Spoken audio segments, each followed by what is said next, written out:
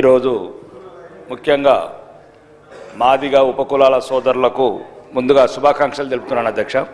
గడిచిన 30 సంవత్సరాల నుండి నిత్యం ఏదో ఒక రూపంలో ఉద్యమాన్ని సజీవంగా ఉంచి ఉద్యమ స్ఫూర్తి తగ్గకుండా ఎన్నో అవమానాలు మరియు ఎన్నో నిర్బంధాలు ఎదుర్కొని ఉద్యమ లక్ష్యాన్ని ఎక్కడ నీరుగార్చకుండా ఉద్యమాలకి ఊపిరిలూదారు అధ్యక్ష. సుమారు 30 సంవత్సరాలు ఈ ఉద్యమాన్ని నడిపిన ఈనాటి అభినవ సామాజిక వీరుడు, ఉద్యమ వీరుడు మందకృష్ణన్న మాదిగకు మరియు ఉద్యమంలో పాల్గొన్న ప్రతి ఒక్కరికి నా యొక్క అభినందనలు మరియు పాదాభివందనలు తెలియజేస్తున్నాను అధ్యక్ష.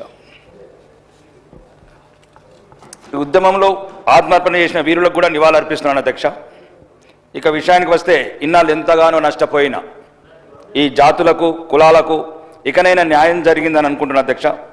ఇంత జటిలమైన సమస్యను పరిష్కరించిన సుప్రీంకోర్టుకు మరియు మంత్రుల కమిటీకి, అధికారులకు, డాక్టర్ జస్టిస్ షమీమ్ అఖ్తర్ గారికి ధన్యవాదాలు తెలుస్తున్న అధ్యక్ష.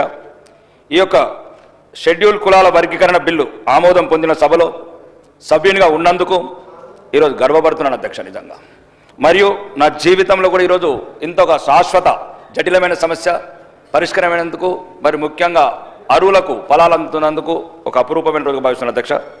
మరి ముఖ్యంగా ఉద్యమంలో ఆత్మార్పణ చేసిన వీరుల ఆత్మలు శాంతించాలని మనస్ఫూర్తిగా కోరుకుంటున్నాను అధ్యక్ష.